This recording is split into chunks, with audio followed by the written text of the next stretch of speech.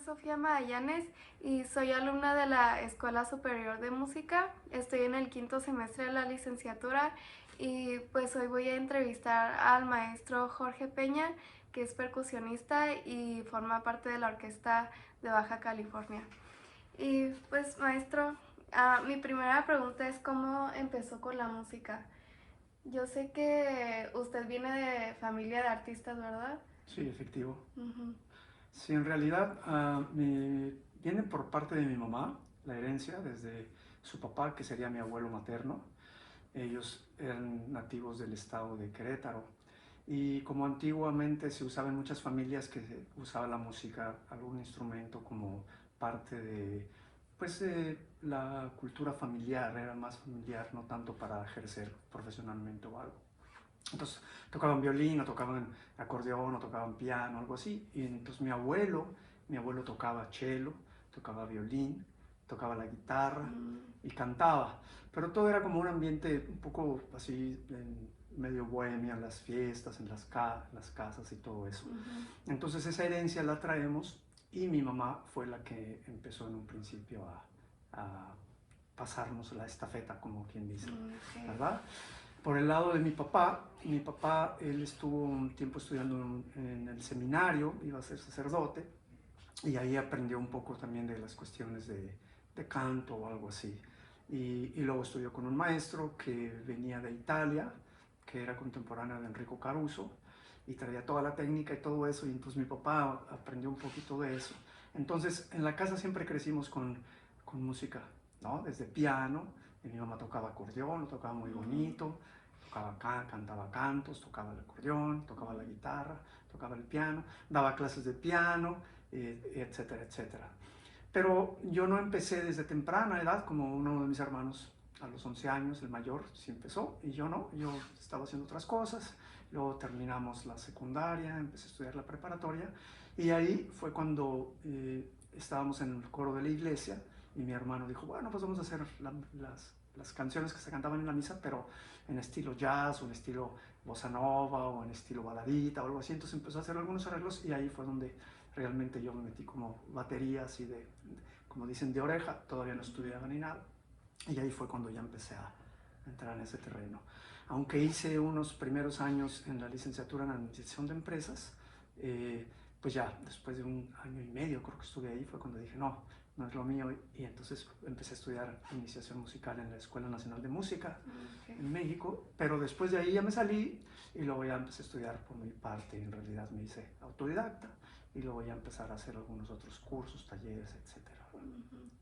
Yo pensé que había empezado desde chiquito. No, no, empecé, yo creo que ha de haber sido como a los 15 años, 15, Mm. 16 años que empecé a tocar la batería, con lo que te comentaba. También hicimos un grupo con mi hermano, le gustaba mucho el jazz, el bossa nova, la música brasileña, entonces teníamos un trío.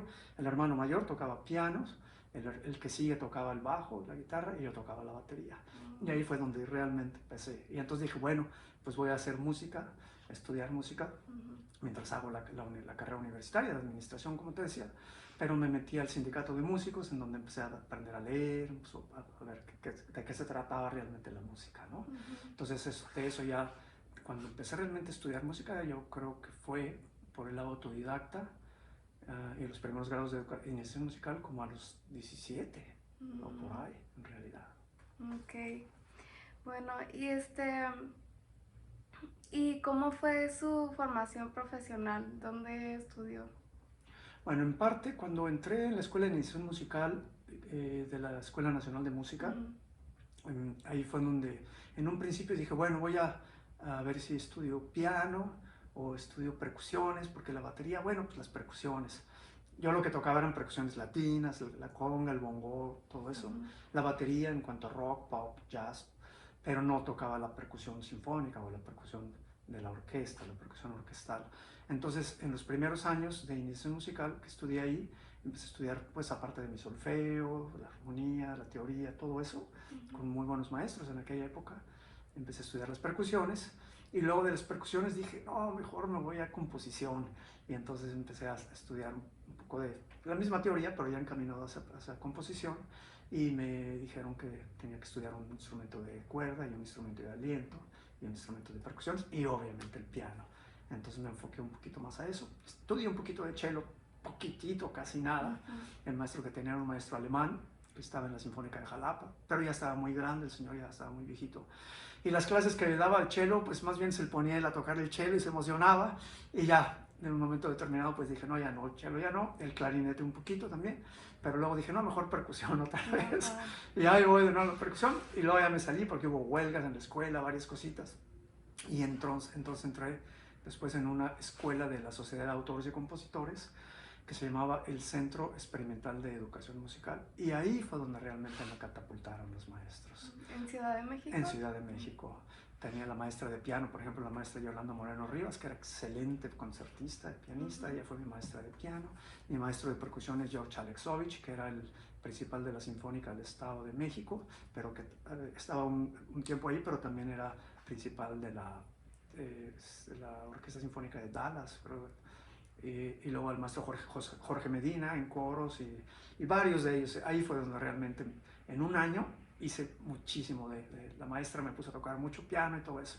Pero ya después de ahí me dediqué más al jazz, al pop, al rock, etcétera, y dejé toda esa educación académica, de lo que entre comillas no sé decir arrepentirme, pero sí como que dije yo, hubiera seguido por ese lado, pero ya me metí más en la cuestión del jazz, todo eso, como te digo. Pero siempre estudiando por mi parte, y eso fue prácticamente, ¿verdad? Y desde ahí fue cuando supo que quería ser músico. ¿O? Desde un poquito antes, sí, cuando dejé la carrera de la licenciatura en administración, fue cuando dije yo, sí, la música es lo que quiero. Empecé a componer un poquito así, también de forma autodidacta, empezar a leer un poquito, asesorarme tantito, pero fue cuando dije sí, y ya de ahí me seguí. ¿Y por qué no estudió la licenciatura? En primer lugar, porque cuando estaba yo en la Nacional de Música, por lo regular, cuando terminabas de estudiar la prepa normal, después querías hacer la licenciatura en música y tenías que cursar 3 años de la preparatoria musical, lo que era el propedéutico o iniciación. Entonces eran 3 años y luego ya venían 4 años de la licenciatura. Entonces yo a los primeros años del propedéutico o de iniciación musical dije, bueno, pues voy a hacer, aunque sí estaba yo, entonces para qué la otra prepa y bla, bla, bla, lo típico. Pero hubo huelgas y hubo varias cosillas y todo, y eso me desanimó un poco. Y entonces ya la dejé hasta que entré a la otra escuela que te comentaba, de la Sociedad de Autores y Compositores. Pero ahí te daban todo, eran una especie de talleres, aunque eran muy buenos maestros todo, pero no tenían el grado de licenciatura y todo eso. Y ya después de ahí, ya cuando quise regresar a la Nacional de Música, ya andaba yo trabajando y toda esa cuestión, y ya no hice la licenciatura. Ya después me hice todo autodidacta.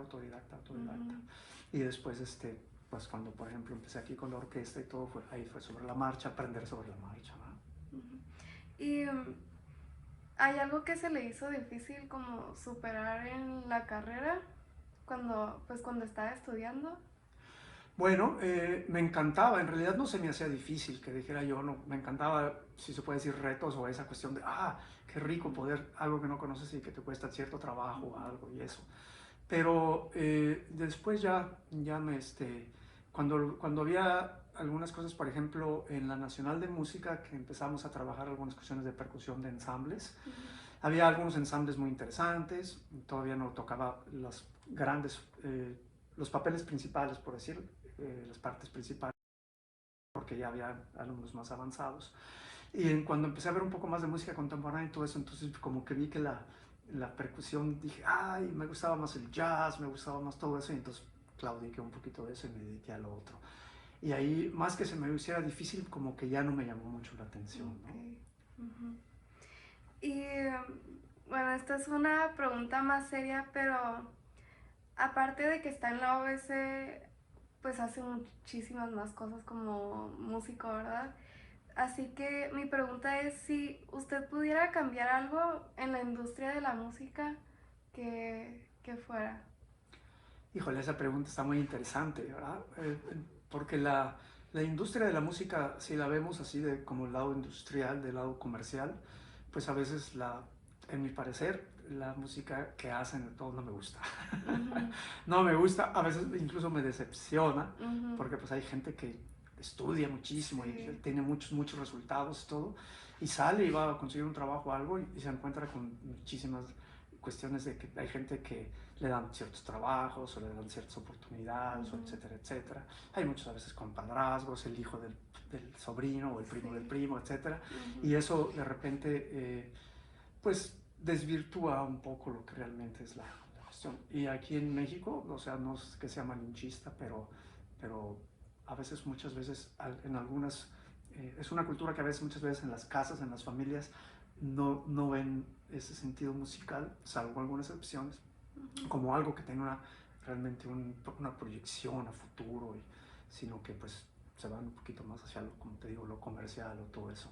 Entonces la industria musical, si nos vamos al terreno de la música de concierto, de la música seria y todo eso, pues implica un poquito Ujú. más de preparación, implica un poquito más de competencia y todo eso. Aunque a veces también, como te reitero, hay ciertos apoyos a ciertas personas o algo así. A veces te das cuenta que hay gentes que están en ciertos puestos o han grabado mucho todo y no tienen el nivel de otras, ¿no? Ujú.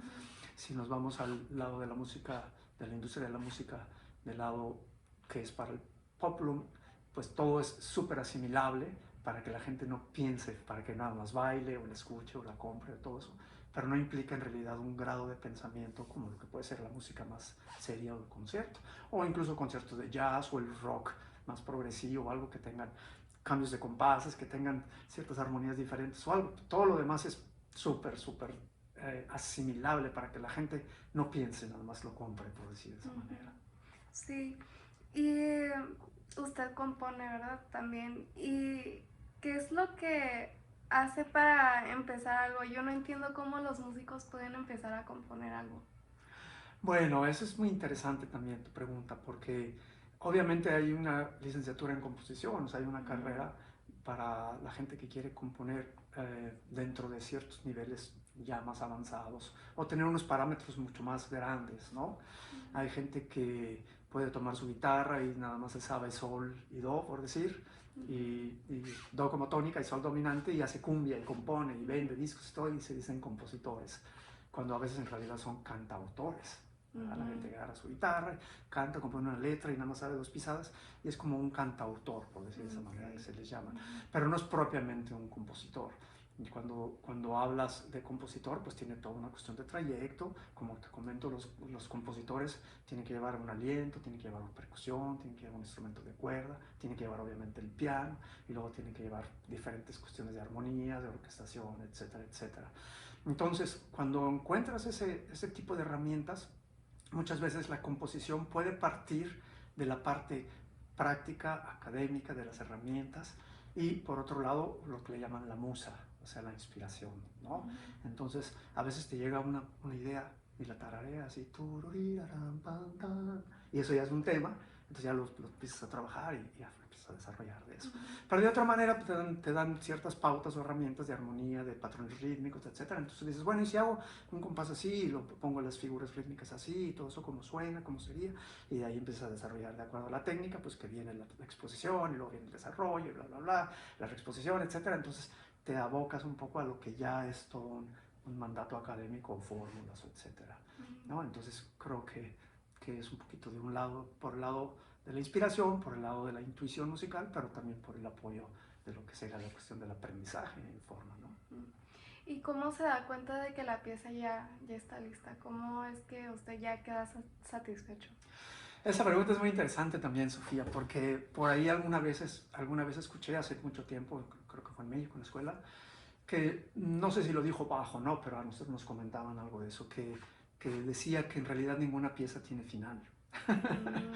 Sí, sino que termina, ya ves, pueden ser una pieza y luego se proyecta más y Ajá. más las grandes cantatas o las piezas de Wagner, las piezas de Mahler, que duran como 3 meses la pieza y todavía dice, Ujú. no, yo creo que le voy a agregar un mes más, ¿no? Sí. Entonces, obviamente dentro de eso, si nos vamos a esa idea, pues podría ser como una forma infinita, por decir, de que no termina.